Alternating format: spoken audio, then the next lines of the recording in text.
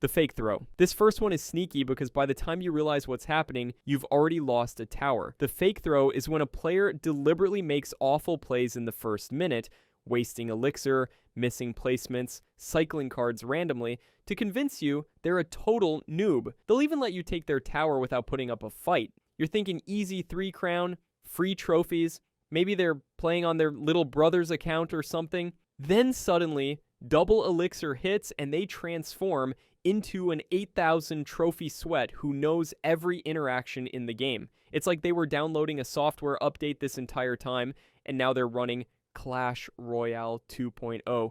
This is super common in mid-ladder. That 5,000 to 6,500 trophy range where skilled players drop trophies on purpose to farm easier opponents. They'll throw Goblin Barrel at the King Tower to activate it for literally no reason. They'll fireball their own troops like they forgot which side they're on. They'll just spam cards at the bridge with zero support like they've never seen a YouTube tutorial in their life. You're watching this thinking, bro is playing with his feet, and you start getting cocky. You waste elixir on a massive push because you think you're about to farm this guy. Then they defend it with a perfect 2.6 hog cycle or some meta deck they've been playing since 2018, and suddenly you're the one getting 3 crowned in overtime while they're spamming the chicken emote. Plot twist of the century, it works because you completely drop your guard. You stop playing seriously, you get sloppy with elixir management, you overcommit on offense thinking you're about to farm trophies and post it on TikTok. By the time you realize they're actually good, and this was all an act, you're down elixir and scrambling to defend while they're laughing at you. You got baited harder than someone clicking on free gems no survey. And speaking of making you panic, this next one literally forces you into impossible situations. Defensive spam. This method turns every match into a 6-minute staring contest where you're the one getting punished. Defensive spam is when players run decks with Tesla, Cannon, Goblin Cage, Tombstone, and just cycle them non-stop. You can't break through because there's always something pulling your troops or spawning skeletons to distract everything, and meanwhile, they're chipping your tower with Rocket, Fireball, or Miner. It's like trying to fight a final boss, but he keeps summoning shields, and you're just stuck there hitting shields for 6 minutes straight. You're not even playing Clash Royale at this point, you're playing Break the Building Simulator, and losing your sanity in the process. This became huge with the rise of Rocket Cycle decks and Expo Defensive Siege. Players would just drop building after building, kite your entire push to the opposite lane where it does absolutely nothing, and spell your tower to death. Even if you broke through one layer of defense, another Tesla or Cannon was already cycling back into their hand. Tesla is especially annoying because it goes underground and becomes completely immune to everything except Earthquake and Freeze. Like bro really said, nah, I'm out, and dipped into the ground.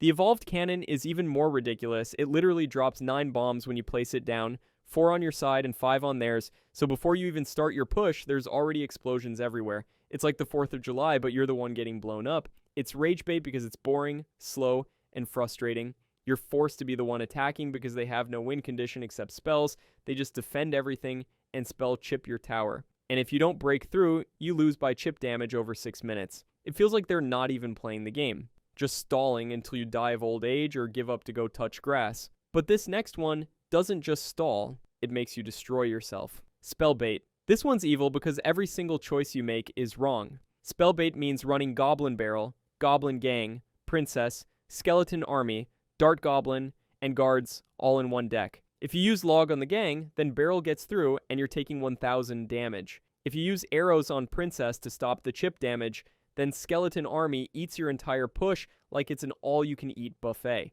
You literally can't win. It's a choose-your-own-death situation.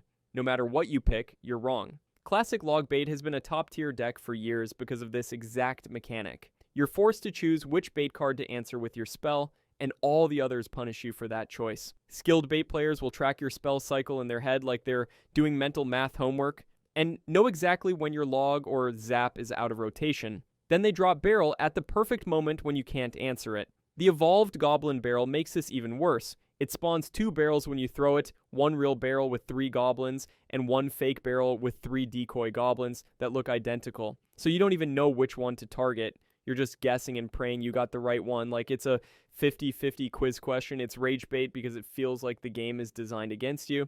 No matter how well you play, no matter how perfectly you predict what they're going to do next, something gets through and deals damage. That helpless feeling where you know you're going to take damage and there's nothing you can do about it makes players rage. You're just watching your tower health disappear one goblin barrel at a time, and the person beating you probably has 2 brain cells fighting for third place. They're not outplaying you. The deck is literally playing itself while they're probably eating chips or something. And if that wasn't annoying enough, this next method literally won't let you play. Infinite freeze cycling. I've literally quit matches just to avoid sitting through this one. Not even kidding. Freeze cycle decks combine freeze spell, which stuns everything for 4 seconds, with fast cycle cards like Ice Spirit, Skeletons, and Log, so they can get freeze back in rotation constantly. Every time you place down a defense to stop their push, they freeze it, their Balloon or Hog Rider gets free hits on your tower, and you can't do anything but watch your tower die. It's like being stuck in a time loop where you lose every single time. You know what's coming, you place down the perfect counter, and then it gets frozen and you're back to square one, except now your tower has less health and you have trust issues. Graveyard Freeze and Balloon Freeze decks dominated the meta for entire seasons. Players would just cycle cheap cards, drop their win condition, freeze your entire defense, and repeat. Even if you perfectly placed your counters and had the right cards in hand, freeze made them completely useless. Balloon alone deals massive damage to buildings and drops a bomb on death that explodes after 3 seconds for even more damage. Now imagine you can't even touch it because your troops are frozen solid, just standing there like statues. Your Musketeer is frozen mid-shot. Your mini P.E.K.K.A. is frozen mid-swing. Everything is just vibing in place while the balloon connects to your tower. They're not even fighting, they're just existing. Freeze removes interaction from the game. You can't outplay it, you can't counter it. You're literally frozen. That lack of control is what makes it so tilting. You're just sitting there watching like, bro, I'm literally playing Clash Royale right now. Why can't I play Clash Royale? You paid Elixir for troops that are now ice sculptures, doing absolutely nothing. But this next one doesn't freeze you. It overwhelms you with so much spam, you can't keep up. Swarm spam decks. This method costs 0 skill, but somehow works because your brain just can't process that much chaos. Swarm spam is when players run Skeleton Army with 15 skeletons, Goblin Gang with 6 units total, Minion Horde with 6 minions in a hexagon formation, guards with shields, and just spam them at both lanes non-stop. You're forced to defend everywhere at once, and if you make one mistake or miss one spell timing, your tower's gone. It's like playing whack-a-mole. But the moles have knives and they're coming from every direction at the same time. You hit one, 3 more pop up, you spell one lane, they're already rushing the other, your brain is melting trying to keep track of everything. Wall Breakers meta was the worst version of this. Players would spam Wall Breakers, which have very high death damage and very fast movement speed, and guards at both lanes at the same time. Even if you defended one side with a spell, the other side got through and connected to your tower. The evolved Wall Breakers are even more toxic. If you kill them before they reach your tower, their barrels still break and deal damage in a radius, then they keep running to your building even faster than before. So even when you counter them, they still deal damage. It's like they're saying, you thought, and running it back. Mid-ladder is absolutely infested with these decks because they require 0 brain cells to pilot. Just spam cards, and hope something connects. If it doesn't work, spam more cards. Revolutionary strategy. It's pure chaos. You're not getting outplayed, you're getting overwhelmed. Your opponent didn't outsmart you with some 200 IQ play, they just threw everything at the wall until something stuck. There's no strategy, no skill expression, just spam. And somehow that works. You're losing to someone who's just pressing cards as fast as they appear in their hand, like they're playing piano tiles, and that's what makes it so tilting. And if spam wasn't bad enough, this next one makes you choose between defending or losing instantly. Double lane pressure. This one literally splits your attention in half and punishes you no matter what you pick. Double lane pressure is when players drop threats in both lanes at the exact same time, like Hog Rider, which is fast, building targeting, and jumps over the river on the left side and Goblin Barrel on the right side, or Elixir Golem in one lane with a battle healer and support troops, while they drop a miner on the opposite tower. You physically can't defend both attacks at once with the same elixir, so something is getting through no matter what you do. It's basically pick which tower you love more, like you're choosing between your 2 children. Except both are about to take damage, and you can't save both. 3 Musketeers decks literally force double lane pressure by splitting the Musketeers. 1 goes left, 2 go right, or vice versa. Each Musketeer has moderate HP and moderate damage with long range, so both sides become serious threats that need answers. Beatdown decks like Golem or Elixir Golem do this too. They'll stack a massive 20 Elixir push in one lane that you have to fully commit to defending. And the second you use all your Elixir stopping that push, they drop a Goblin Barrel or Miner, which can be placed anywhere on the map, on the opposite tower. You're stuck between defending the big push or defending the chip damage, and you can't do both because you're not made of Elixir. Defend one lane perfectly and lose the other tower. Try to split your defense between both lanes, and you lose both because you didn't have enough Elixir to properly answer either threat. Either way, you're taking damage, and it feels unfair, even though it's technically valid strategy. You're not losing because you played badly, you're losing because you literally don't have enough Elixir to exist in two places at once. You're one person, not a multitasking superhero, but at least that one requires some brain power. This next method is literally just one card doing everything. Mega Knight at the bridge. This card has caused more rage quits than any other card in Clash Royale history, and you already know why. Mega Knight at the bridge is peak brain dead Ragebait. Players just wait until you place down a troop, then drop Mega Knight directly on top of it, killing your defense with his spawn damage, then jumping onto your tower. Repeat until you lose. That's the whole strategy. There's no thinking involved, no Elixir management, no timing. Just Mega Knight, go brr. Like he has good stats for the cost, they said. The entire Clash Royale community has accepted that Mega Knight is the ultimate brain dead card. It's in the official lore at this point. Mega Knight has been the most complained about card in mid-ladder. Since its release years ago, it has very high HP, high area damage that hits everything around it, and that jump mechanic that deletes poorly placed swarms and deals double damage. Mid-ladder players spam it non-stop because it works against uncoordinated defenses. You place your troops slightly too close together, and Mega Knight just deletes all of them in one jump like they never existed. The evolved Mega Knight is even more ridiculous. Every single attack uppercuts the troop backwards, 4 tiles toward your crown tower, then he jumps and combos them again mid-air. It's literally a juggling simulator. Your troops are just getting launched back and forth like they're in a pinball machine having the worst day of their lives. It feels overpowered even when it's not. The visual of this giant armored knight crushing your defense in one jump is tilting to watch. You know it's counterable with proper placement and the right cards, but in the moment, especially when you're already tilted from the last match, it feels unstoppable and unfair. And honestly, after like 7 years of complaints and Reddit posts and YouTube videos and Twitter threads, Supercell still hasn't really nerfed it. So at this point, either we're all just terrible at the game, or Supercell is running a social experiment to see how much we can suffer. I'm leaning towards the experiment theory, honestly. And speaking of one card dominance, this next one doesn't even let you touch it. Expo Mordor Defensive Siege. This one turns every match into a war of attrition where they're not even in range to be attacked. Defensive Siege is when players drop Expo or Mortar at the river, right at the bridge, then surround it with Tesla, Knight, Archers, and Ice Golem to keep you away from it. The building locks onto your tower from across the arena and chips it down while you can't even reach their side to apply pressure. If you try to push the opposite lane to force them to defend, they just rocket your tower for massive damage. You're stuck in a no-win situation where everything you try gets countered. It's like playing chess against someone who has 5 queens and you have 2 pawns. Expo, which has very long range and very low damage but attacks super fast, and Mortar, which has very long range with area damage and a blind spot, have been competitive cycle decks forever.